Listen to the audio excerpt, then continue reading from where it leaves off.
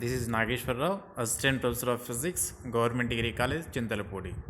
In this presentation, we will discuss about what is Biot-Savart law, how can we calculate intensity of magnetic field due to the long straight current carrying conductor.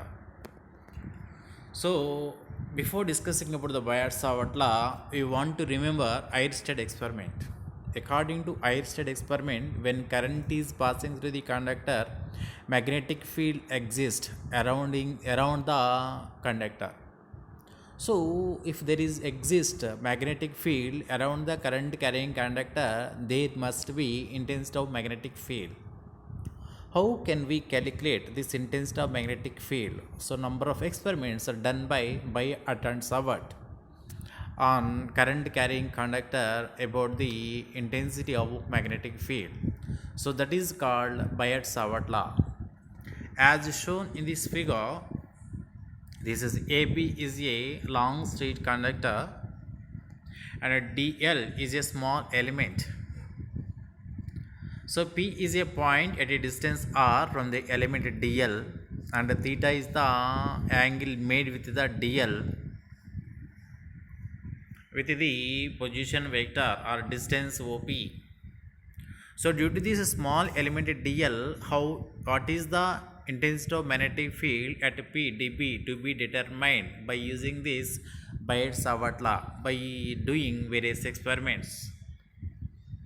So this is what I explained, that is Biot-Savart law performed number of experiments to find the intensity of magnetic field, and AB is a conductor, DL is a small element, I is the current which is passing through the conductor.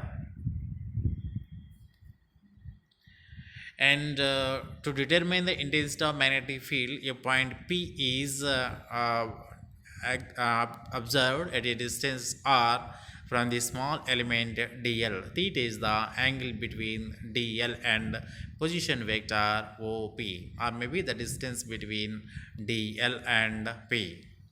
So Biot and Savart performed number of experiments. Based on their experiments, he found that the intensity of magnetic field at P is directly proportional to current I which is passing through the conductor, so that dB is proportional to I.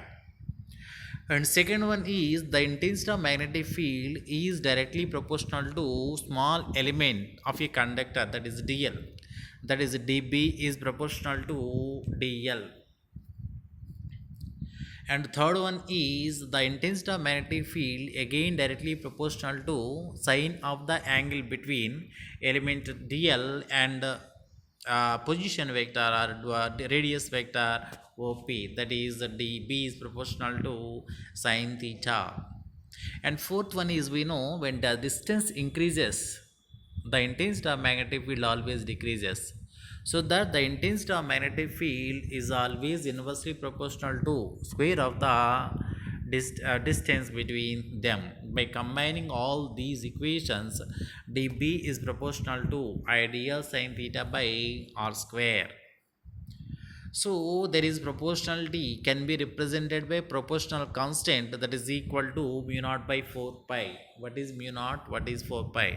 4 pi is constant. The mu naught is the permeability of the null space or free space, whose value is 4 pi into 10 to the power minus 7 Weber per ampere meter. So of course this is called Biot-Savart law. We can write this Biot-Savart law in the form of vector notation. dB is equal to mu naught by 4 pi into I dl cross r by r cube. We know dl cross r is nothing but dl r sine theta. This is like a bar cross b bar is equal to ab sine theta, where r is cancelled. So that is dB is equal to mu naught by 4 pi into I dl sine theta by r square. So this is also called Biot-Savart law. So where I know already I told you the value of mu naught by 4 pi is equal to 10 to the power minus 7 Weber per ampere meter, or mu naught is equal to 4 pi into 10 to the power minus 7 Weber per ampere meter. So by using this Biot-Savart law, how can we calculate intensity of magnetic field due to the infinite long current carrying conductor. So here let us suppose an infinite long current carrying conductor is nothing but whose length is taken as infinity. So from this center, from O at a distance R, there is a point P where we have to calculate.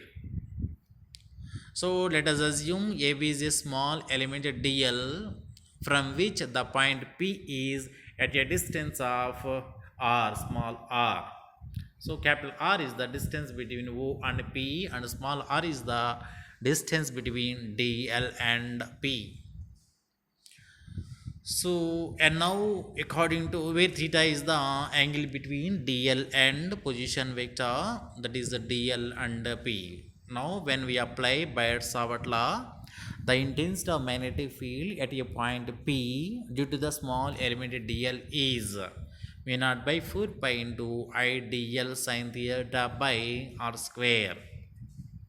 So the total intensity of magnetic field to the long stage conductor can be evaluated by taking integration of the above equation having limits minus infinity to plus infinity, because whose length is taken as infinity, so that b is equal to integration db, that is equal to integration minus infinity to plus infinity mu naught by 4 pi into ideal sin theta by r square. But to evaluate this integral, there are two variables. One theta is variable and dl is also variable. So that we have to change this into single variable.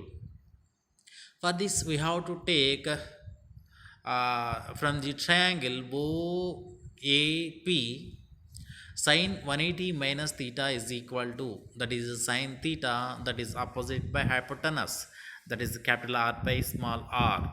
Similarly, from the right angle triangle OAP, r square, small r square is equal to capital R square plus a capital small l square. L is the distance between center of the conductor O and the element dl.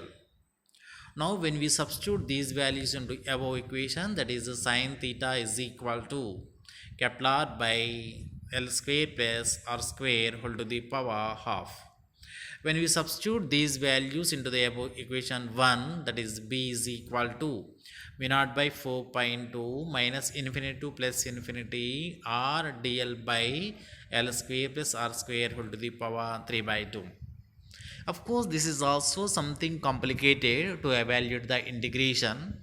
So that to evaluate this integration equation, we have to take one more time. That is the triangle OAP. From this, tan alpha is equal to, where alpha is the angle made at point P. Then tan alpha is equal to L by R, that is L is equal to R tan alpha. When we have to take differentiation of this, that is dl is equal to r into 6 square alpha d alpha. When the value of L and dl substitute into the above equation, that is b is equal to mu naught by 4 pi into ideal sin theta by r square, that is after substitution, that is r into r 6 square alpha d alpha by r into tan alpha whole square plus capital R square whole to the power 3 by 2, where the limits changes from minus pi by 2 to plus pi by 2, because there is, we have to take this as L is equal to R alpha, R tan alpha. From this R tan alpha, L is equal to infinity is nothing but tan alpha is equal to infinity, that is alpha is equal to pi by 2. If L is equal to minus infinity, tan alpha is equal to minus infinity, that is equal to alpha is equal to minus pi by 2. So these limits are, one is minus pi by 2 lower limit and higher limit is plus pi by 2. So we know 1 plus tan square alpha is equal to secant square alpha. So that is 6 square alpha, there is a sec cube alpha, cancel each other. So that b is equal to mu naught by 4 pi into d alpha by r secant alpha, whose limits changing from minus pi by 2 to plus pi by 2. So that is 1 by secant alpha is cos alpha, so that there is integration minus pi by 2 2 plus pi by 2 cos alpha d alpha. We know integration cos alpha is sin alpha. When we substitute these limits, that is plus pi by 2 and minus pi by 2, we know sin pi by 2 is equal to plus 1 and sin of minus pi by 2 is minus 1, that is minus of minus 1 is plus 1, that is b is equal to mu naught by 4 pi r into 1 plus 1, that is mu is equal to mu naught by 5 by 4 pi r into 2, that is b is equal to mu naught I by 2 pi r. This is the intensity of magnetic field due to the infinite long straight current carrying conductor. Thank you.